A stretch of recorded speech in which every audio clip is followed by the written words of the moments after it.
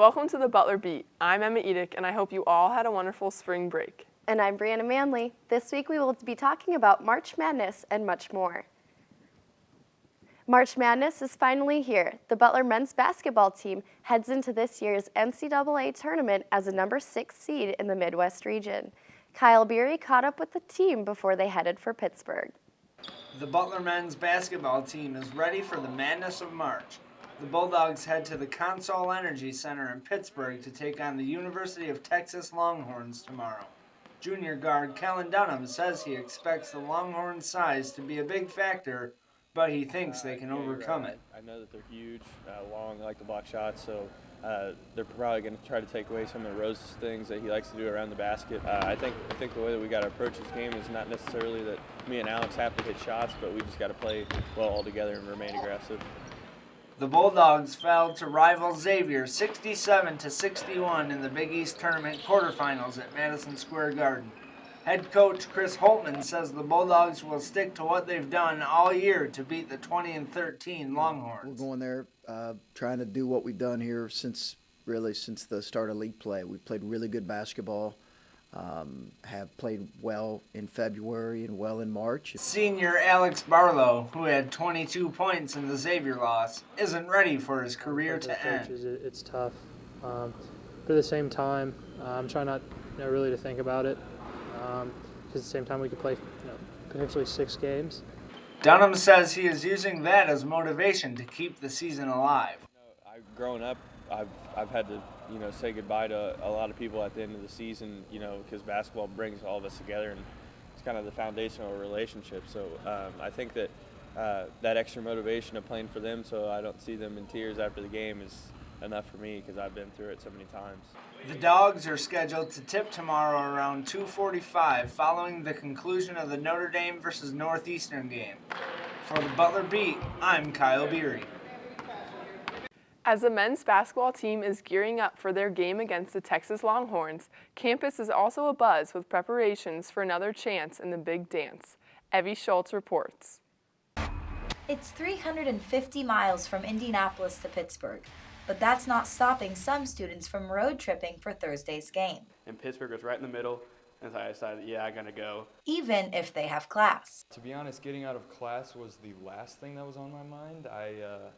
I figured I would, kind of ask forgiveness rather than permission when it comes to, not being in class. Tip-off against Texas is at 2:45 on Thursday. If you're stuck in Indianapolis, you can still access the game by logging onto your laptop. Just search for March Madness Live and you'll be able to stream the game live on your computer or smartphone. You can also head to a viewing party right on campus.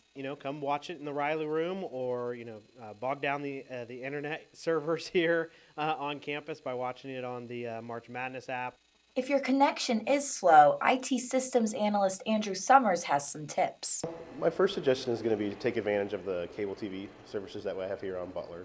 But if you do need to stream it, try and use a wired connection and not a wireless connection. Because if you're using that wireless connection, you might be fighting with other people who are connected to that same access point. So even if Pittsburgh isn't an option, Dog Pound member Marko Tomic says school spirit still is. I would suggest that they grab a few of their closest friends and watch the game and still try and cheer us on from home because, every thought and prayer kind of helps out the Butler way. For the Butler Beat, I'm Evie Schultz. Butler men's basketball team is officially in on the March Madness fun. Butler fans are busy creating their brackets with friends as they do each year, but this year with high hopes for the Bulldogs. We do every year, our guy friends and my roommates and my good friends at Butler. We always do, it's kind of our tradition, and this year it's really exciting because Butler has had a great season and they're making a pretty nice tournament run, at least we hope. Many groups include cash prizes for the most accurate bracket at the end of the tournament. Whether you've got Butler losing after the first round or going all the way, the madness begins this Thursday against Texas. The Butler women's basketball team is looking ahead to next year after the squad failed to qualify for postseason play. The Bulldogs ended their season with a 70-49 loss to Villanova last week. The team exceeded expectations and finished 6th in the Big East after it had been predicted to finish last in the preseason coaches poll. It was definitely fun just to be better than a lot better than what everyone expected us to be. I still think, and all of us think, that we could have finished higher than 6th and kind of proven them even more, but just gives us more goals for next year to move up even more spots. Senior I.J. Uchendu is the only departing player for Butler from this year's 14 and 16 squad. Big East postseason award winners Lauren Goodwin and Sydney Buck will return to Hinkle Fieldhouse for the Bulldogs next year. While campus may be buzzing about the men's basketball team, one Butler student looks back on her sporting experience in Spain earlier this year. Her sport is unique, played on ice, and typically seen in the Olympics. Kaylee Ricks caught up with the sophomore Emma Annan to learn more about curling. In February, Annan was recruited to compete in the 2015 Winter World University Games in Granada, Spain. She had to miss 2 weeks of school to attend, but she said her professors were very accommodating to her curling commitment. They were all extremely helpful and flexible with me leaving. A few of them really recognized the opportunity that I got going to Spain, so they were more concerned with me going and enjoying my time there and then coming back and worrying about my schoolwork because it was kind of a once-in-a-lifetime chance. A once-in-a-lifetime chance given by curling distributor Brooms Up Curling. The company funded Annan and her other 4 teammates so they could go to the games. Not only did she get to compete against other countries in 2.5-hour-long games, but they also had downtime to see parts of Spain. We also got a chance to kind of go exploring and see La Alhambra, which is the biggest attraction in Granada. So we definitely got a chance to experience the Spanish culture, which was a treat for us. Although she has been curling since she was 5 years old, many friends were shocked to learn she would be competing so seriously. Everyone was like, what the heck? Emma's going to Spain for curling. Like, first of all, everyone's like, what's curling? And then second, everyone's like, why does Emma get to go to Spain for curling? Many of her friends assumed that the language barrier would be the biggest difficulty. However, Annan said playing teams that had been together for years was the hardest part. We had not played together previously to going to these games because the team was put together like they asked individuals and then they put together a team. They didn't ask a team that had been playing together for the year. So our first game together was our first game during the games. Although Team USA didn't do as well as Annan was hoping, they won their spot in the next World University Games in 2017. We won some, we lost some, and we came out being proud of our result. All in all, it was a great experience and we had a lot of fun. I'm Kaylee Ricks. If you're interested in getting involved in curling, contact Curling Club President Philip Talk. Some Bulldogs wish they were still relaxing on the beach, while others are reflecting on their week of service on alternative spring break. 29 students and 3 staff advisors headed to New Orleans last week to work with the United Saints Recovery Project. Alternative Spring Break Vice President Abby Dolan says it was wonderful to see all of the planning come to life and grow as a group. At night after a reflection, we would all just hang out. It was really great to see the community and kind of the ASB family come together. The first couple of nights, everyone was getting to know each other, but by the end, we were all just hanging out, like having a great time, laughing together. So it was really great. Despite the rainy weather, the group was able to work at a variety of sites and learn from local community leaders. It's the first week back from spring break, and some students are struggling to get back into the swing of things. Haley Ross has a story. Butler's campus is buzzing with life again now that the long-awaited spring break has come to an end. Although the break was supposed to alleviate some of the pressure, sophomore Emily Umlin says she's already feeling overwhelmed. I'm really excited to see my friends and be back at Butler, but it's day 2, I'm drowning in homework and schoolwork, and I'm just kind of ready to go back to the beach. What's plaguing many students is having the drive to get back into their routine after the time off.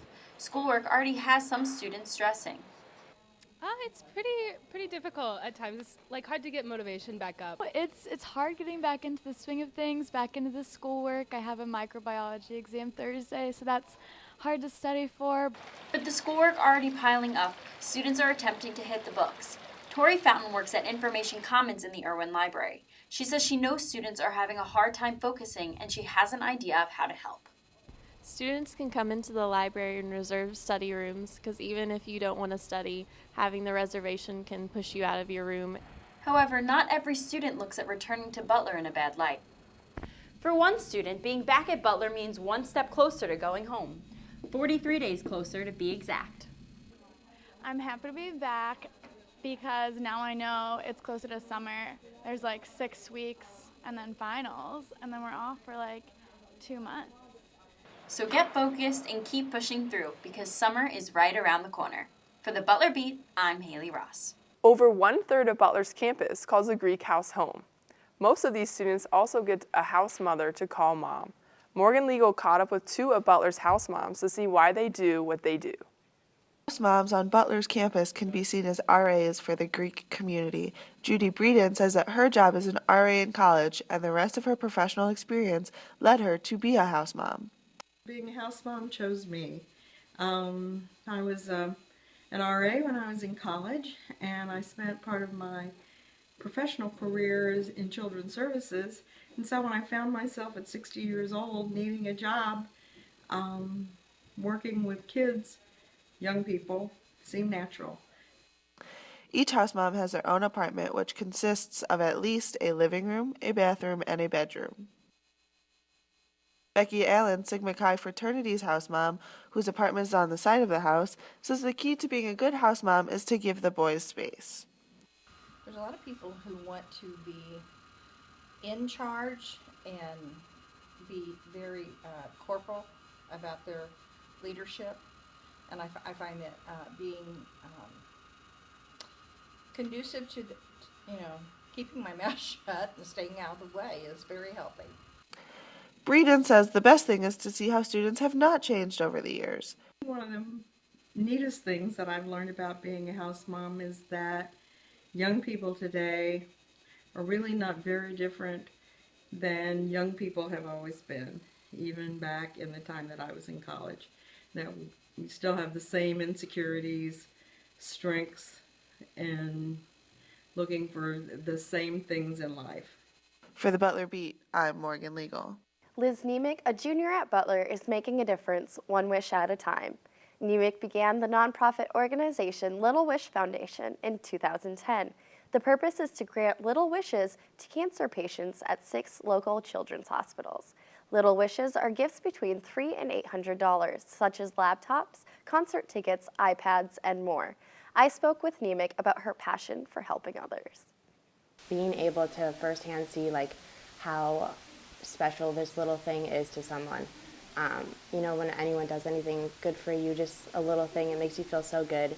So just to be able to do that for someone who really needs it in such a bad time in their lives is really rewarding to see, their smile on their faces. So. The foundation recently won a $25,000 grant that will help contribute to more than 60 wishes for sick children. Niemiec says that she hopes the organization will branch outside of the Midwest in the future. With warmer climates and summer just around the corner, students are trying to get in the last few hours for their internships.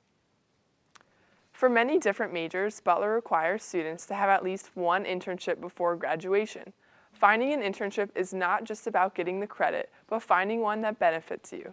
It's been a great experience, just knowing how to work and do other things. And I don't know, I think it's a good experience either way. For more information about internships, you can visit the Internship and Career Services office.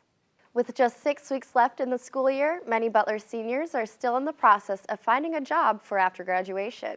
While some prospective graduates have already secured full-time employment, others are still in the application and interview phase. Senior Billy Krozek says that the job search process has become a stressful experience.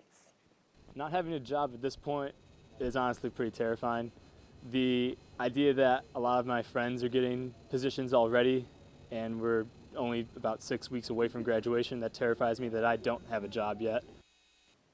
According to the university website, 95% of last year's graduating class were placed in a full-time job, graduate school, or gap year experience.